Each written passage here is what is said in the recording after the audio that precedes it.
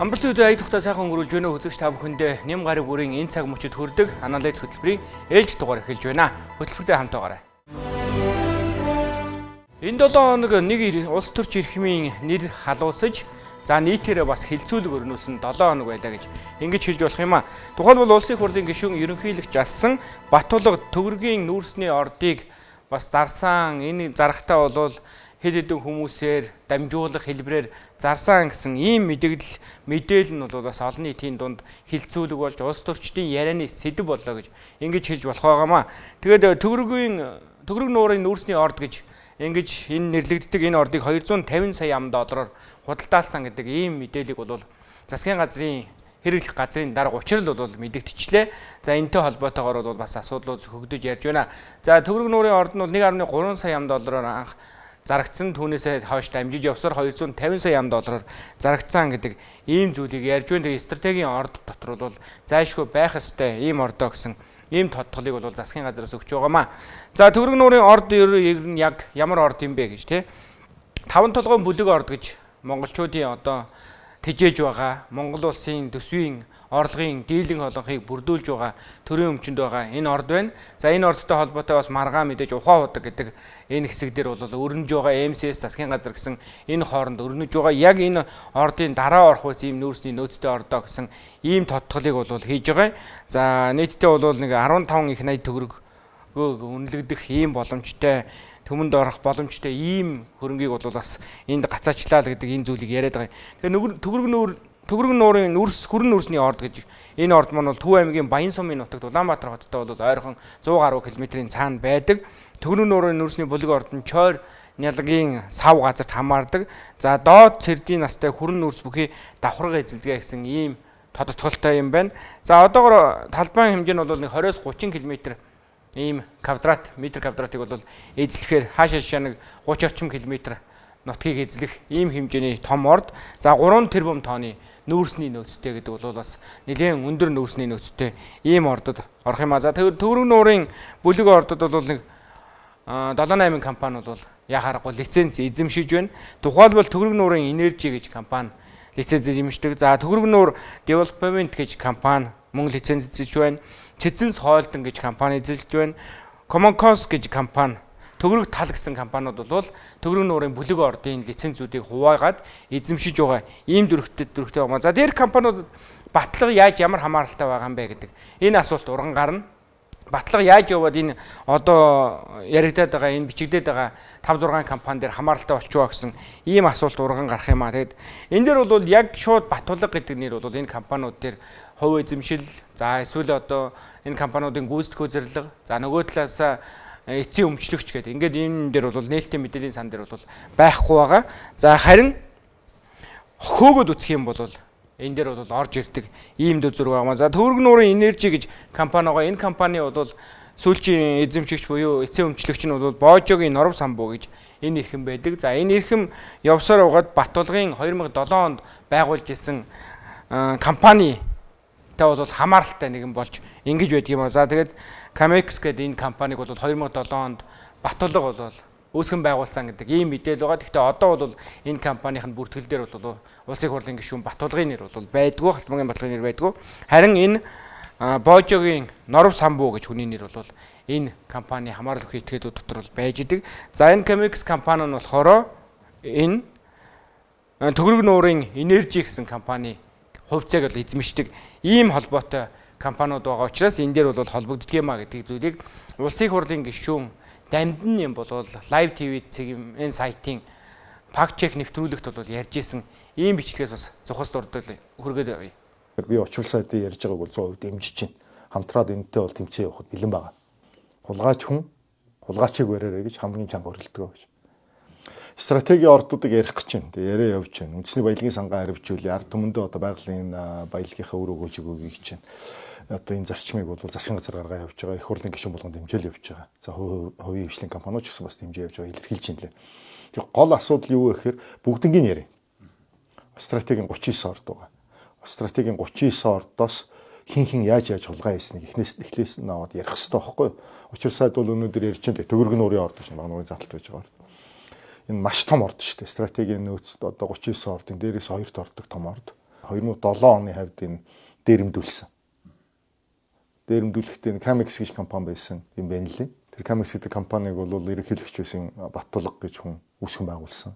Тэр компанийн эзэмшигч нь офшор данс үзий ядаад идэг хүмүүсийн хүүхдүүд нь нийлээд офшор газар одоо байгуулагдсан компани руугаа шилжүүлээ завсан л байдаг 250 сая Америк доллараар.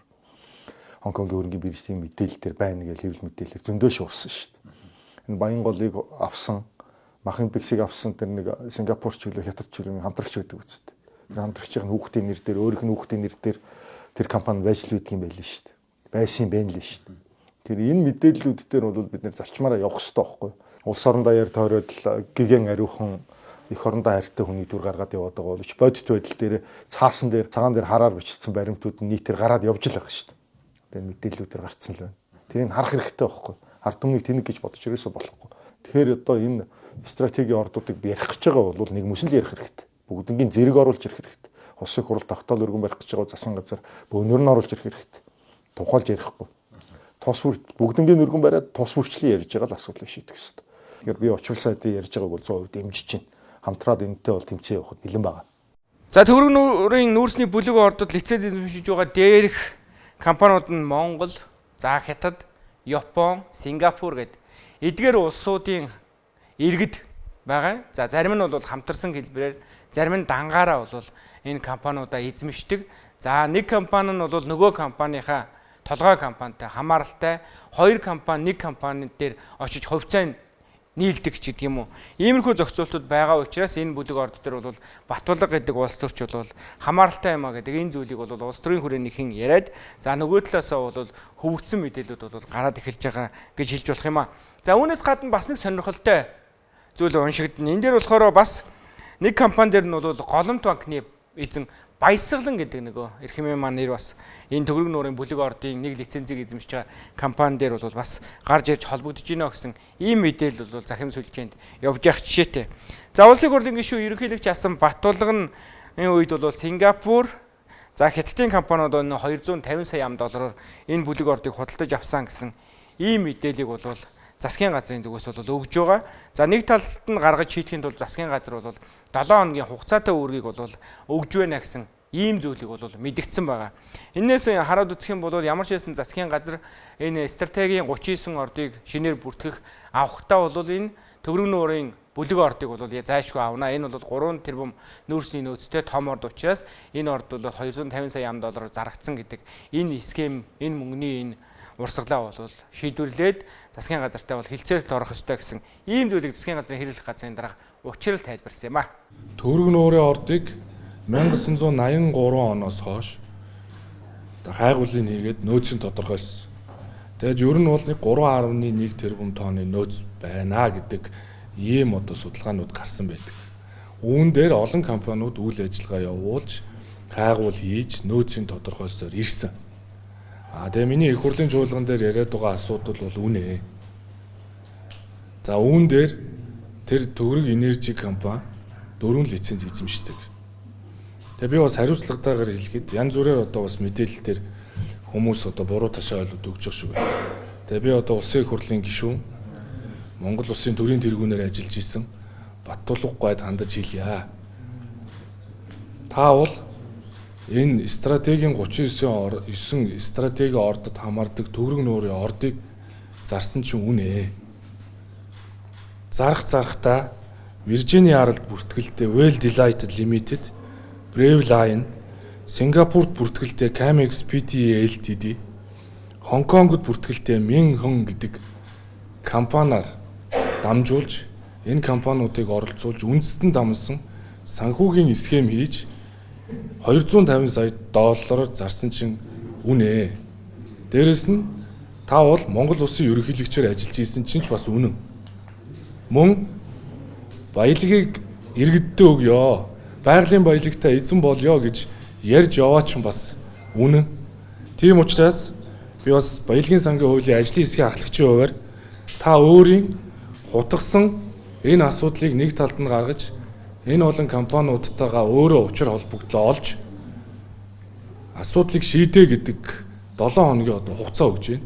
За төр хувийн хвшлтэд тохиролцоод ямар ч хэсэн стратегийн бүлэг ордуудыг бол тоог нь нэмэгдүүлэх, за нөгөө талаасаа бол хилцээрийн ширээний ард аж ахуй нэгжүүтэй суух, хилцэл хийх, за тодорхой хэмжээний хувийг бол Монгол улсын баялагын санд хуваарлах гэсэн ийм зохицуултуудыг хийх гэж ажиллаж байна гэсэн энэ зүйлийг ярьж байгаа. За одоо улсын хурлаар баталсан тогтоол дээр бол стратеги 16 орд байдаг. За энэ 16 ордоос бол хувийн хвшлийн хөрөнгө оруулалтаар хийсэн ордууд нэг хэсэг, за улсын зардлаар хийсэн ордууд бол нөгөө хэсэг нь байгаа.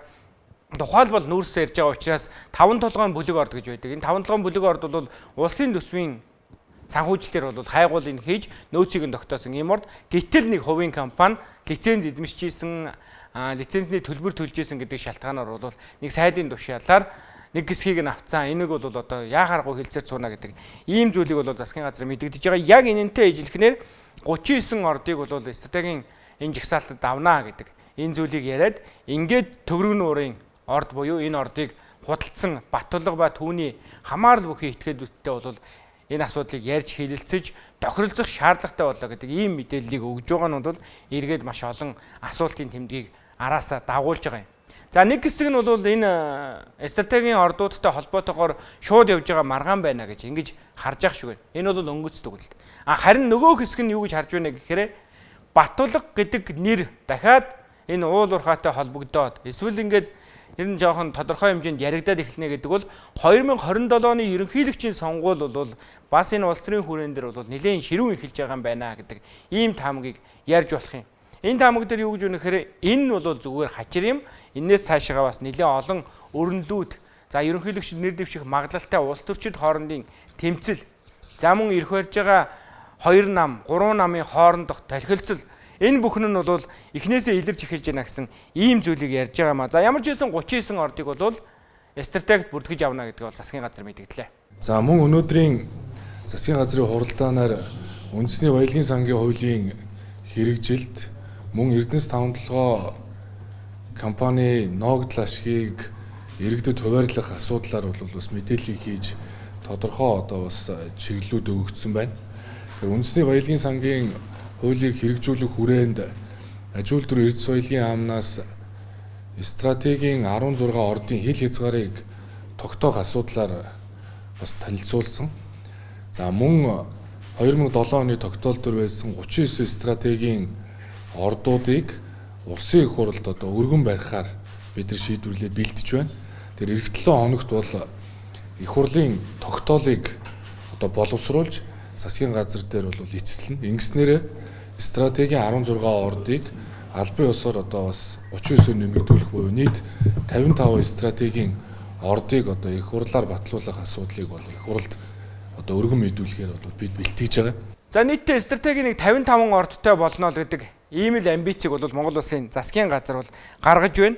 Тэгээ одоо шинээр бүртгэж авах гээд байгаа 39 орд нь ер нь яг ямар орд юм бэ гэдгийг тав хүндээ бас товчхон дурдаад өгье гэж бодож байна. За Сэлэнг аймгийн нутагт байдаг Улаан Овоогийн орд байна.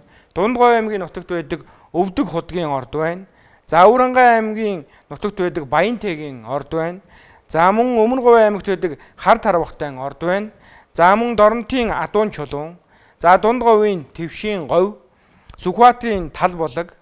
За мөн Сүхбаатарын Тал булаг. За Хинтийн Чанган тал, Дунд говийн Хөөтийн Хонхор. За Доронтын Хөөт. За мөн Улаанбаатар хотын Налайх дүүрэгт байдаг Налайхын орд. За мөн Дорногов аймгийн Алаг тогоо, Говьалтай аймгийн Чанман сумд байдаг Зээгт энэ орд. За мөн Хөвсгөлийн Цэцэрлэгийн Могоон гол. За мөн Булганы сайхан овоо. За эдгээр бол бүгдөө нүүрсний ордууд байгаа. Энэ 16 орд бол. За дээрэд нэмээд мэдээж Хинтийн Төмөртийн хүдрийн орд Барилт. За мөн Төв аймгийн нүүрсний орд Төвөрг нуур. За мөн Алтны Төв аймгийн Жаргалантад байдаг Наран толгой. За Булган аймгийн Тишгт байдаг Алтны Тавт. За мөн Дархуул аймгийн Төмөр толгой, Төмөртийн. За мөн Төв аймгийн Эрдэнэ суманд байдаг Баян давааны бүлэг орд, энэ цагаан дуглаг Гантуулын маш том өнөөцтэй гэж байгаа. За мөн Баян Ойлгийн аймгийн Улаан уул, мөн л цагаан дуглаг Гантуулын ийм том орд байгаа. За үүний гадна Төв аймгийн Эрдэнэ сумын Жанчивлэнгийн бүлэг ордыг бас нэрлэж байна. За мөн Төв аймгийн Баян Чанман суманд байдаг цагаан давааны бүлэг орд, энэ цагаан дуглаг Гантуулын орд. За мөн Хинтээ аймгийн өмнө дэлгэр суманд байдаг Мөнгөн өндөр гэж энэ мөнгөний орд байна. За дээрэс нь Баян Улгийн аймагт байдаг Хөх Адар гэж цэс цайрын ордыг нэрлээд байна. За Харанга аймгийн Тариа суманд байдаг Шаврын Царам гэж ордыг нэрлсэн байна. Увс аймгийн Давс суманд байдаг Шүдэн уул гэдэг Чулуун давсны ордыг нэрлсэн байна. За Дундгой аймгийн Дэлгэр хангай сумын нутагт байдаг Ширээ уул гэж энэ ордыг нэрлсэн байна. Дундгой аймгийн Дэлгэр хангай сумын Ширээ уул гэдэг ордыг нэрлсэн байна. За мөн Дундгой аймгийн Өндөр шилийн Өвдөг худаг гэдэг ордыг нэрлсэн байна. Хүрэн нүүрсний орд. За Төв аймгийн Баянгийн Цайдам нуур гэдэг хүрэн нүүрсний ордыг нэрлсэн байна. За Дорноговь аймгийн Цагаан цав гэдэг Жолотын ордыг нэрлсэн байна. За мөн Хөвсгөл аймгийн Фосфорын Манхан уулыг, мөн Хөвсгөл аймгийн Алаг Эрдний Өнгөлөг нуурыг, за Дундгой аймгийн Хатан булгийн Лүгийн гол газрын ховор элемент. За мөн Дорноговь аймгийн Далан жаргалангийн Хонгор гэдэг Жоншны том орд байна. За мөн Дорнот аймгийн Дашбалуур сумын Улаан цайр хар тугалганы ордыг нэрлсэн байна. Дорнот аймгийн Чоовалсангийн Цав гэд цайр тугалганы ордыг. Гэт ингээд энэ 39 ордыг бол стратегийн ордод бол бүртгэж авна гэдэг ийм шийдвэрийг энэ 7 хоногт Монгол Улсын засгийн газрын хуралдаанаар гаргалаа. Тэгээ энэ хүрээндээ Төгөрөг нуурын бүлэг ордыг Батулга түүний нөхдүүд зарсан байна. Тийм учраас энэ асуудлаа 7 хоногийн дотор шийдэж, эх 7 хоног гэхэд бол бас тодорхой хэмжээний саналаа боловсруулад ирээ гэдэг ийм шахалтыг бол Монгол Улсын засгийн газраас Батулга улсын хурлын гишүүнд хандаж өгснөөрөө энэ 7 хоногийн онцлог улс төрийн сэдвүүдийн нэг байлаа.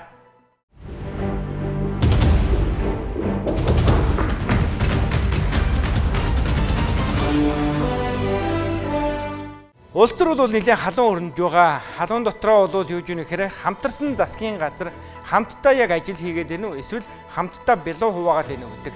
Энэ асуудал бол яхаар гүйцэгдсэн 7 хоног бол энэ 7 хоног байлаа.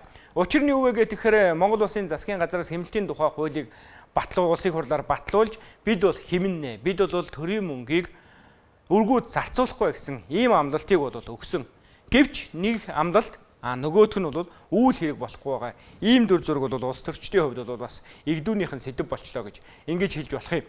Угаасаа игдүүцгээс өөр аргагүй. Нэг хэсэг нь улс төрчид бол дэд сайдын суудалд бол өөрсдийнхөө фракцийн нөлөө бүхий улс төрчдийг бас тавьчих ийм сонирхол хүсэл тэмүүлэл бол байсан. Энэ тухайгаа ч бол бас энэ хамтарсан засгийн газрын удирдлагуудад хэлж яриа хэлцээр хийж бас энийг асуудлыг шийдье гэдэг ийм шахалтыг өгж ирсэн. 2025 оны төсвийн тухай хуулийг хэлцэх үеэрээ бол нэлээд олон улс төрчид дэд сайдын оронтойгоо гаргая. Энэ бол бас байх ёстой ийм судал юм а гэдэг ийм зүйлийг бол засгийн газартай ярьсан боловч засгийн газар төсвөө боловсруулж орж ирэхдээ дэд сайдын оронтойгоор ороод ирсэн.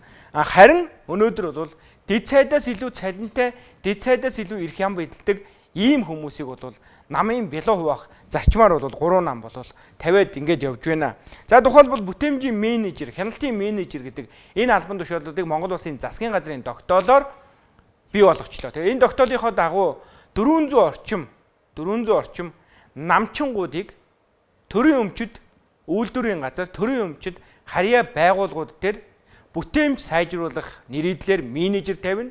Хяналт тавих нэрийдлэр менежер тавих нэ. Тэгээд эдгээр хүмүүсийн маань цалин бол багадаа нэг 5 сая, за дунджаар нэг 7 сая, цаашлах юм бол нэг 15-6 сая төгрөгийн ийм хангамж цалин идэх. За дээрэс нь өөр бусад хангамжуудыг нэмээд явуучих юм бол сардаа идэх мөнгөнд өгөр нь улсын хурлын гишүүдээс илүү идэх ийм дүр зурагтай зүйлийг бол бий болгочлоо. Тэгээд энэ дээр бол мэдээж хэрэг Монгол ардын нам, ардчилсан нам, хүн нам гэсэн энэ 3 намын намчингууд бол энэ суудлууд дээр сууж очиж байрлаж байгаа ийм дүр зургууд ажиглагдаад ихсэн юм а. Тэгэд 2024 оны 11-р сард Монгол Улсын засгийн газраас бүтээмжийн менежер, хяналтын менежерүүдийг томилох тогтоолыг бол засгийн газраас гаргасан байна. Үүнийхээ дагуу тухайн үйлдвэрүүдийн захирлын тушаалаар энэ шийдвэрүүд гараад явж байгаа ийм дүр зургууд ажиглагдаж байх юм а. Ялангуяа Монгол Улсын засгийн газрын гол тэжэгч гэж хэлж болох. За нөгөө Эрдэнэс Монгол гэж нэгтгэл байгаа. Эрдэнэс Монгол нэгтгэл дотор нөгөө Эрдэнэс 5 толгой, оюут толгой гэдэг. Ингээ нөгөө төрийн өмчтэй хамааралтай энэ компаниуд, за дарханы төмөрлөгийн үйлдвэр, хөтлийн цаймын чохоо үйлдвэр, Монгол Рос Төвчмэд нэгдэл гэдэг энэ нөгөө том уулуурхайн компаниуд руу чинь л нөгөө намчингууч очиж бүтээмжийн менежер, хяналтын менежернэртэйгээр орлогч даргын статустайгаар гэж байгаа шүү. Орлогч даргын статустайгаар очиж суугаад эхэлчлээ дээ. Тэгээд ер нь бол нэг энэ дээр бол 400 орчим хүн суухаас өнөөдрийн байдлаар бол нэг 50-60 хүн очиж суудсан байх шиг ийм мэдээлэл бол явж байна. Гэхдээ бол жоохон зөрүүтэй мэдээлэлүүд байгаа. Энэ ямар ч хэсэн улсын хурлын зарим нэр бүхий гишүүд бол ерөнхий сайдад энэ талаар бол асуулга тавьчихсан байлээ.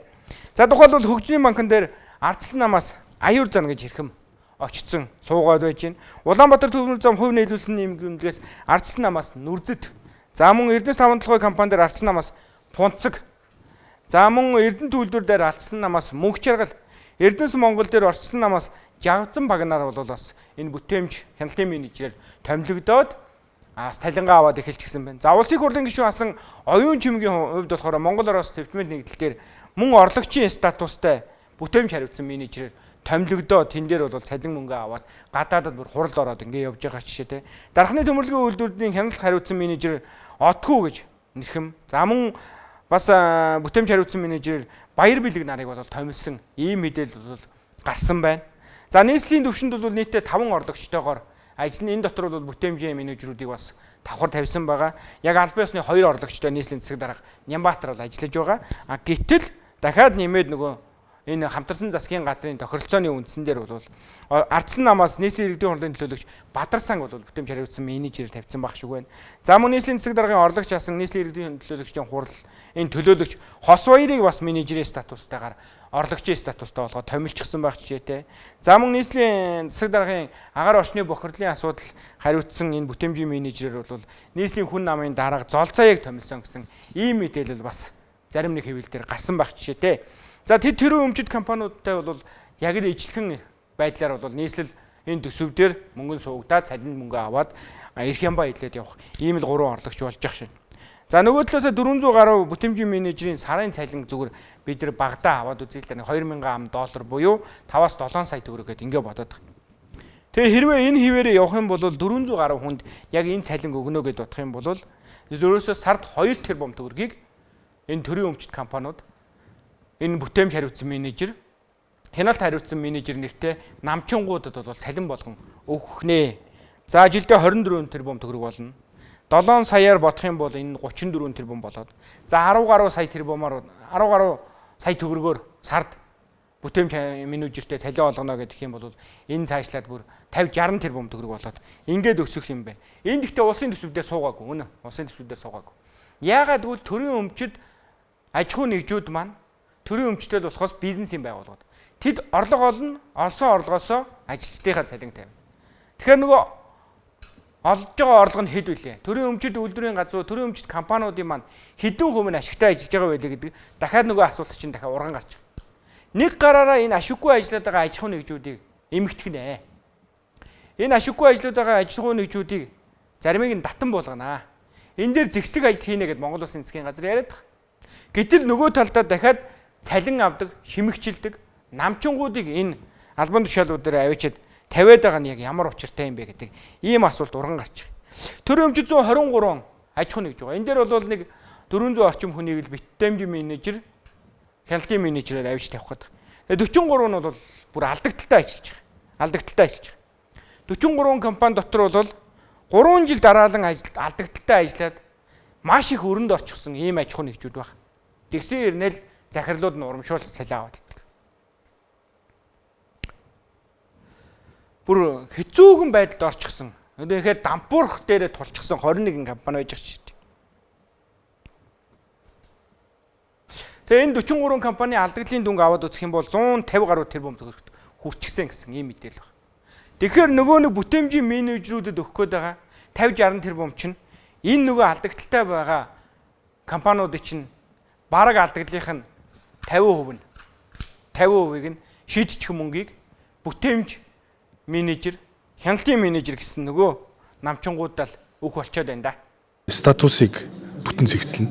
Статус юу юм бэ гэхээр ерөөсөө төсвийн хуулийг сая дагалдуулаад 3 жил санхүүгийн алдагдал хүлээсэн бол шууд тэр төрийн өмчит компаниг татан буулгах ийм хуулийг зохицуулт хийсэн. Яг үүнтэй холбогдуулаад бид нар энэ төрийн өмчийн компани хуулиар үр ашигтай, үр өгөөжтэй ажиллах бололцоотой ажиллаж байгаа компаниудыг л төрийн өмчит компаниар одоо үлдээ. Тэрнээс биш бусад одоо ашиггүй ажиллаж байгаа, алдагдал хүлээж байгаа компаниудыг татан буулгана. нэгтгэн, өөрчлөн зохион байгуулна гэдэг ийм одоо шинжилгүүд бол мэдээж хийгдэн хууль гарснаар. За ямар ч хэлсэн энэ бүтээмжийн менежер, хяналтын менежерүүдийн цалин бол улсын төсвөд суугаагүй гэдгээрээ бол улс төрчид өөрсдийгөө хамгаалаад ялангуяа санхүү мөнгө барьж байгаа яам нь. За нөгөө талаас засгийн газар нь бол хамгаалаад ах шиг байна. Гэхдээ энэ нь эргээд л нөгөө татвар төлөгч бидэнд дэмжлэг болох ёстой мөнгө чинь хэн нэг намд явсан нөхрийн бүтээмж хийх гэж гийгүүлэх юм байхгүй нөхрийн цалин болоод явчих юм шүү дээ. Үнэхээр сайн бүтээмжийн менежер очиж байгааг үгүйсгэх аргагүй. Үнэхээр очисон газартаа ажил сайжруулад асуудлыг шийдвэрлэж байгаа хүн байхыг үгүйсгэх аргагүй. Гэхдээ энэ засгийн газрын тогтоолоор явж байгаа энэ арга барил чинь өөрөө зөв юм уу? Хэмнэлтийн тухай хуулиа бид нар чинь зөрчөөд байгаа юм шүү. Цаашдаа энэ асуудал чинь ингээ уламд амжирах юм бол хууль нь гуйл болоод хин дуртай нь нэг албан тушаал гаргаад өөрийнхөө халаасны хин нэгнийг цалинжуулаад яваад ах юм биш үсттэй. Нөгөө төрийн албаны зөвлөл гэдэг юм чинь яах ёстой юм бэ? Төрийн албан хаагчийн шалгалт өгчиж тэр ажилд ордог цензурч өөрөө хашаа алгуулах юм бэ гэсэн иймэрхүү асуултууд урган гарч байгаамаа. Бид нар нийтээрээ төрөмс компани дээр улс төрийн албан тушаал дээр хаа нэгтээ төрийн албанд ирнэ ганцхан намаас Монгол ардын намаас томилсоор байгаад дасчих. Яахаараа заавал ганцхан нам шийдээд ганцхан нам ийм байх хэрэгтэй юм байна. Цаана нь харин тэгэхээр арчс нам юм байна уу, хүн нам юм байна уу? Санд болж байгаа мэргэжлийн томилгон буруу биш үстэй. За хоёрт нь тэр томилж байгаа хүмүүс бол дандаа мэргэжлийн салбарын хүмүүс байгаа. Тэгэхээр аль болох намын гишүүд гэхээс илүүтэй ажлыг нь хийж чадах хүмүүсийг санал болгож томилж байгаа. Тийм болохоор энэ хамтарсан засгийн үед бол ямар нэгэн байдлаар тэр ажлыг нь мэдих салбарын мэргэжлүүдийг оруулах нь яа харахгүй зөвөө. Тэгээ энэ дээр бол хүн нам дэмжиж ажиллаж байгаа. Үргэлж мөнх нэг намаас томилсооргаад бид нар дасал болчихжээ. Арчс намын дэмжигч, хүн намын дэмжигч нэг мэргэжтэн томилогдохоор бид нар байж бошгүй юм шиг үзэн ядаж байгаа нь буруу. Хоёрдугаар ажлаа мэдэх хүмүүсийг томилох нь харин энэ хүн нам байна уу, арчс намын өөрийнх нь хариуцлага асуудал юм аа. За тэгээ хүн намынхан бол шулуухан хэлж байгаа ерөөсөө 15 хүн одоогийн байдлаар бүтээмжийн менежерээр тавьсан байгаа. Бид нар нэгэн л засгийн газар дээр хамтарж байгаа юм чинь зөвхөн ардын намын хүн тэр байгууллага дээр дарга байгаад байж болохгүй. Арчсан нам ардын хүн намынхан бас тэр байгууллага дээр очиж тодорхой хэмжээний удирдах ажил хийх ёстой. Тэгэхэд бол энэ бүтээмжийн менежер, хяналтын менежер буюу зөв тогтолцоор оруулж байгаа. Нэг нь бүтээмжийн хэлбэрээр имийг сайжруулах жахад нөгөөх нь хяналт тавиад ингээ 3 нам хоорондоо ингээ хамтын ажиллагаагаа өргөжүүлэх ийм боломжийг нээж байгаа маа л гэдэг энэ тайлбарыг бол хүн намын зүгээс өгж байгаа. Тэгээ хамтарсан засгийн газарт иргэдийн амьдрал амжилгааг сайжруулахад бол хамтарч байгаа. Тийм учраас энэ амжилгаагаа сайжруулахын тулд эдгээр менежерүүдийг томилж байгаа л гэж. За энэ томилгооны дараагаар бол хэний амьдрал сайжирч байгаа гэхээр нөгөө ажилд очиод 5-7 сая төгрөг авч байгаа хүний амьдрал бол мэдээд сайжирнаа. Харин тэрний дараагаар та бидний амьдрал сайжрах уу гэдэг дээр бол үнэхээр асуултын тэмдэг буюу сайжрахгүй л дээ. Бизнесийн орон зай буюу эдийн засгт нь тодорхой нөлөө үзүүлээд байгаа хэсгийг хумих бодлогыг барина гэсэн болохоос биш бид эдийг өргөжүүлэх ийм зүйлийн тухай огт яриаг. Тэгэхээр би бас энэ дээр нэг зарчим хэлээд байгаа. Монгол Ардын нам, Арчсан нам, хүн нам хамтдаа ирэх барьж байгаа. Хамтдаа энэ ярьж исэн зарчмын асуудлууд дээр хэрэгжүүлээч. Түүнээс биш одоо хамтрал нэрээр нэг нэгийгээ одоо бас тодорхой албан тушаалуудад хүрэх ёстой юм шиг ингэж аашилж байхгүй хууль зөрчиж юм бүтцүүдийг бий болгоод байгаа юм биш виз гэдэг зүйл дээр нэр бүхий улсын хурлын гишүүн инквайр мэд сайхан гишүүнтэй хамтран ерөнхий сайдад асуулт тавьсан байгаа. Ерөөсөө юу ч хийхгүй ямдууд л уц цохогддог, агентлууд л уц цохдог. Тэгээд ийм юм хийж иргэснэг баахан дарга нар бий болсон юм байна. Ерөнхийдөө. Тэгээд сүүлдээ энэ хийсэн ажлуудыг одоо сайд дарга нар руу барьж гүйдэг. За ерөнхийдөө ус төрчдийн хамаарал үхийтгэд томилогдсон байна гэж ерөнхий дур зургаар харагдаад байна. Үндсэндээ тэр төрийн бол орон нутгийн эмч компани дээр чинь захирлыг энэ асуудлыг хариуцаж хий, бүтээмжтэй ажил, компаниг ашигтай ажиллуулж томилсон болохоос биш тэр нөхөр чадахгүйгээр хажуугаар нь дахиад нэг албан тушаал бий болгоод томилоод байгаа юм шиг ийм сонио үр дагавартай зүйлүүд болж байна. Сүүлийн баг одоо 10 жилийн асуудал яригдж байгаа боловч шийдэгддэггүй. Монгол Улсын арчлалын индексийг урагшлуулах, за энэ эдийн засгийн суур нөхцөл, бизнес эрхлэлийн индексийг дээшлүүлэх, ер нь одоо энэ авилгалын индексийг урагшлуулах, энэ засаглалын индексийг урагшлуулах ийм бүх зүйлүүд энэ ерөөсөө улс төрийн намын санхүүжилт болон төрийн эмч компанийн засаглалыг хэрхэн яа шийдснээр Монгол Улсын үнэлгээ дэвшлэх ийм нөхцөл байдалтай байна. За тэгээ засгийн газрын энэ шийдвэр нь бол нэг 11 сарын 24 оны 11 сард гарсан гэдгийг та түрүүн хэлсэн. Тэгээд энэнийхээ хүрээнд л ингээд ийм бүтээмжийн менежерүүд томилогдоод явлаа. Тэгээ энэ бол зөвхөн хүн нам юм уу ардчсан намаас томдогдоод байгаа юм биш. Ардын намаас ч гэсэн томдогдож байгаа. Түрүүн хэлсэнчсэн Монгол Орос тэмдэглэлээр оюун чимэг очсон байх жишээтэй. Ингээ 3 нам ерөөсөө энэ 400 хүнийхээ хэдийг нь ардын намаас авах, хэдийг нь ардсан намаас авах, хэдийг нь хүн намаас авах гэдгээ хоорондоо дохироод хуваалцаад авчихсан. Жишээ нь хүн намаас бол нэг 40-50 хүн энэ менежер гэсэн статусаар бол энэ тентгийн аж ахуйн нэгжүүдээр очиж магадгүй гэсэн ийм мэдээлэл байна. Ардсан намаас бол нэг 200 орчим хүн бас ингээ очиж магадгүй ч гэдэг. Зарим нь одоо бүр агентлагууд дээр бүтээмжийн менежерүүд тавих тухай асуудал яригдаад эхэлж байна. Агентлагууд дээр. Хилцүүд дээр бүр ийм бүтээмжийн менежер тавих тухай асуудал яригдаж. Яагаад гэвэл нөгөө намчингууд чинь төрд орох, төрийн албаны, хууль дүрмэнд нийцэх, тэр төрийн байгууллагын ажил тэнцэх шалгуурыг давж чадахгүй байгаа учраас тэнд нийцүүлж шинэ нэр томьёогоор шинэхэн байдлаар намын нөхдийг ажилтаа болгож орлоготой болгох гэж байгаа юм байна л да. 7 хоногийн онцлог үйл явдлуудыг тоймдон хүргэлдэг анализ хөтөлбөрт хамтдаа үзэж та бүхэндээ баярлалаа. Хэдэн орны дараа эргээд уулзцаая.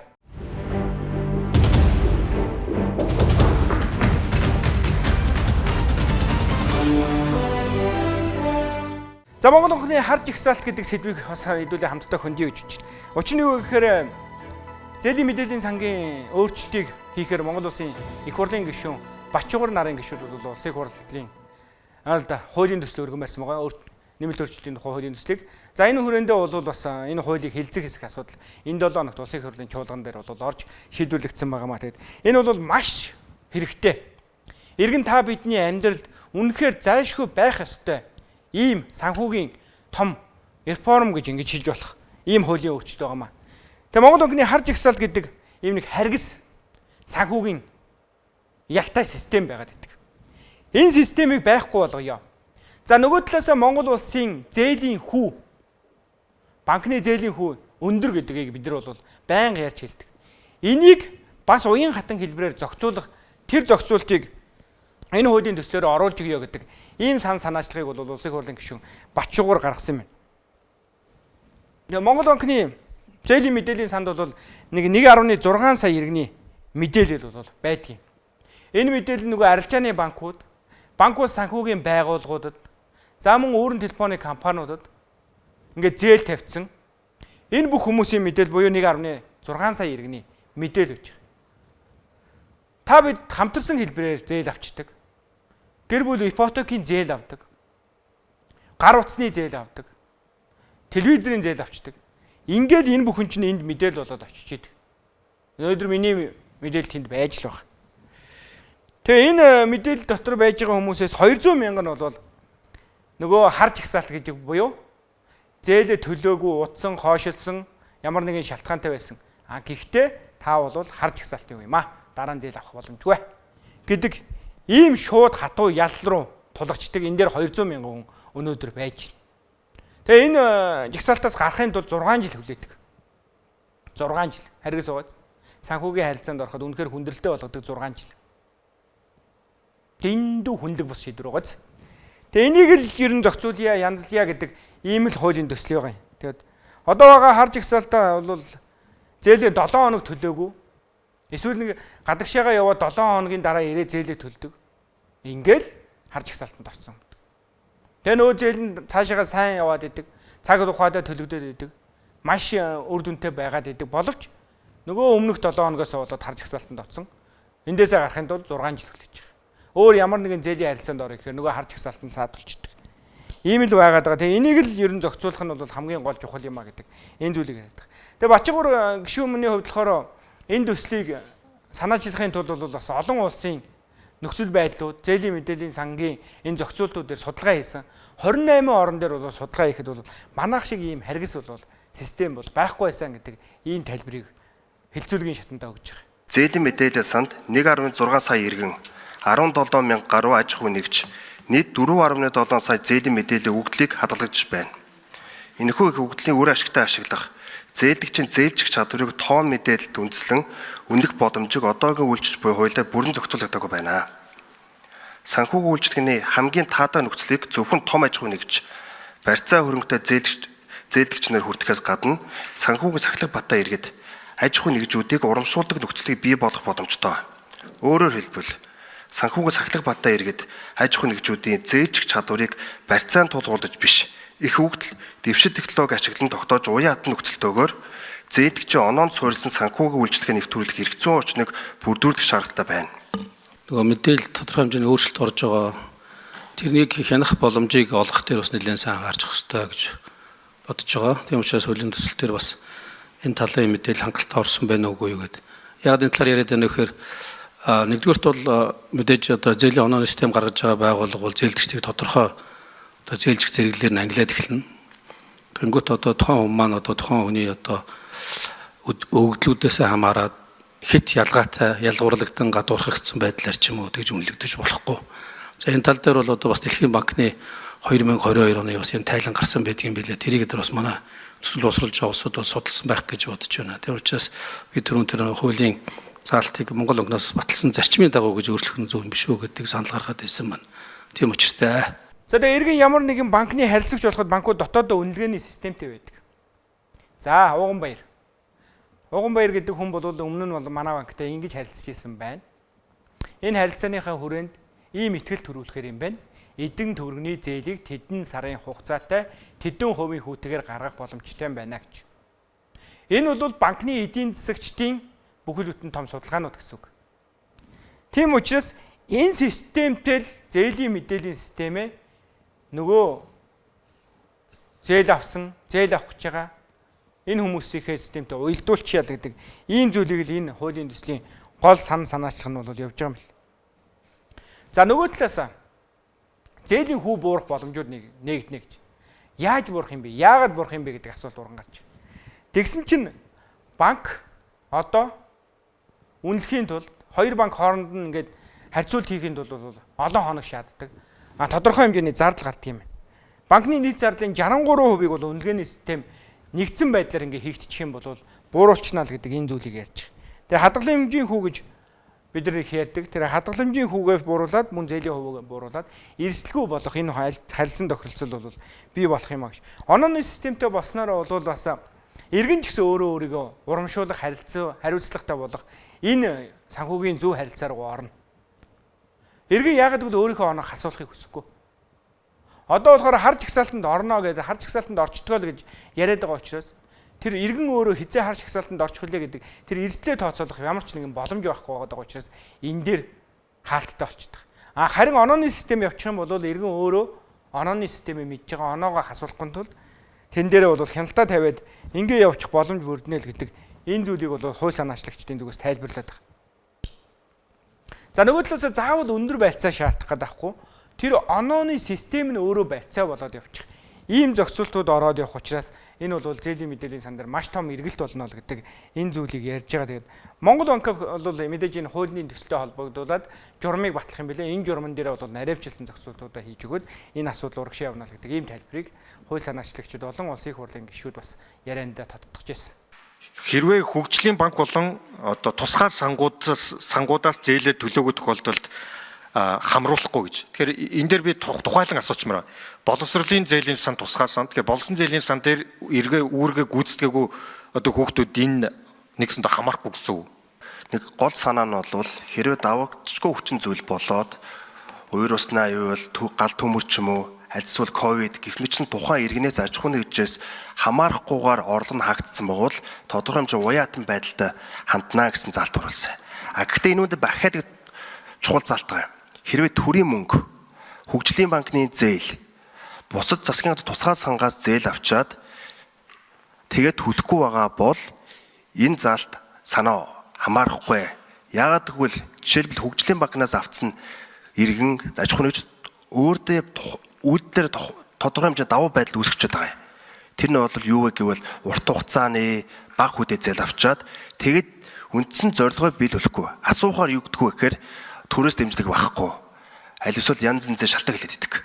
Сая бид нар төрийн хөгжлийн банкнаас сонссон ямар хэмжээний зөрчил гарч байсан бэ? Шалтгаан нь бол маш энгийн шалтгаан хэлчихсэн. Төрөөс дэмжлэг багхгүй байна. Бизнесийн орчин өөрчлөгдсөн гэх мэтлэн. Тэгэхээр үүнтэй холбогдуулан энэ өршөөлийн уяатан ханддаг залт үйлчлэхгүй гэж байна. За боловсролын зээл сан мөн адилхан. Өнөөдрийн нөхцөл байдлаар дотоодын 2-3 сая төгрөгийн зээл авсан иргэнд зээлийн мэдээллийн санд орчдөг. Тэгсэн бодлоо 20-30 мянган долларын зээл авсан 150 сая төгрөгийн зээл авсан гадаадын сургууль сурж байгаа иргэд тухайн зээлийн мэдээлэл санд мэдээлэл нь очихдгүй. Тэгэхээр бүгдээрээ жигд очих ёстой гэсэн байр суурин дээр хатуу байгаа гэдэг би та хэлье. Цаашлаад хэлвэл энэ төрийн мөнгө, татвар төлөгчдийн мөнгийг ямар нэгэн байдлаар одоо зориултын босоор ашигласан аль төлөхгүй байгаа бол ямар нэг өршөөл байхгүй, харин эсрэгээр энэ зээлийн мэдээлэл сангийн одоо онооны системд ороод үүгээрээ дамжуулаад одоо оноонд буурна гэж ойлгож болно. Тийм зохицуулалт орж байгааг хэлье. Одоо хүртэл яг энэ 30 жилийн хугацаанд яг үнийг хэлэхэд яг тийм ялгууртай байдал явж ирсэн л дээ. Татвар төлөгчдийн мөнгөөр олгосон зээл хөгжлийн банкаар дамжуулаад за өнөөдөр Монгол Улсын засгийн газрын дэргэдэх 24 тусгаасан байна. Олон иргэн төлөгчдийн нөхцөлтөө. Яг энэ ялгууртай байдлыг бид нэр ямар нэгэн байдлаар заавал халах ёстой. Татвар төлөгчдийн мөнгө авахаараа тэрийг тэтгэлэг гэж ойлгоо явж болохгүй. Татвар төлөгчдийн мөнгөөр зээл болгож авахаараа хүүг гэж ойлгоо явж болохгүй. Ямар нэгэн хариуцлага байхгүй гэж ойлгож болохгүй. Онооны үнэлгээ зээлжих зэрэгэл хоёрыг тустай зүйл гэж ингэж ойлгож болно. Гэхдээ тустай гэдээ тусад нь шийдэх биш. Харин нэгдсэн хэлбэрээр буюу нэг уялдаа холбоотойгоор шийдэх нь энэ хуулийн гол өөрчлөлт юм аа гэдэг энэ тайлбарыг бол өгж байгаа. Тэгээд Монгол улсын хувьд болохоор ер нь бол энэ санхүүгийн уян хатан, иргэн төвтэй, иргэнээ ботсон, эргээд аюулгүй, найдвартай ийм л хамтын ажиллагааг банк бус иргэн эдний хооронд бол үүсгэх нь бол хамгийн чухал. Тийм учраас энэ асуудлыг хөндөж байгаа маа гэдэг зүйлийг ярьж байгаа. За дахиад хэлэхэд нөгөө Монгол банкны харж ихсаалт гэж байдаг. Энэ харж ихсаалтан дээр өнөөдөр 200 орчим мянган хүн санхүүгийн их олон боломжуудаа харж ихсаалтанд орсон нэрийдлэр хаалгачаа сууж байгаа. Тэдний дийлэх болгоно гар утасны төлбөрөө төлөөгүй төлөө. Зээлээ 7 хоног мартсны төлөө. Эсвэл хүндэтгэх шалтгаанаар 7 хоног, 10 хоног зээлээ төлж чадаагүй хөө төлөө. Бусад бүх хугацаанд найдвартай төлж исэн боловч ганцхан жижигхэн алдаан дээрээсээ болоод ингээ орчихсон ийм хүмүүс байгаа маа.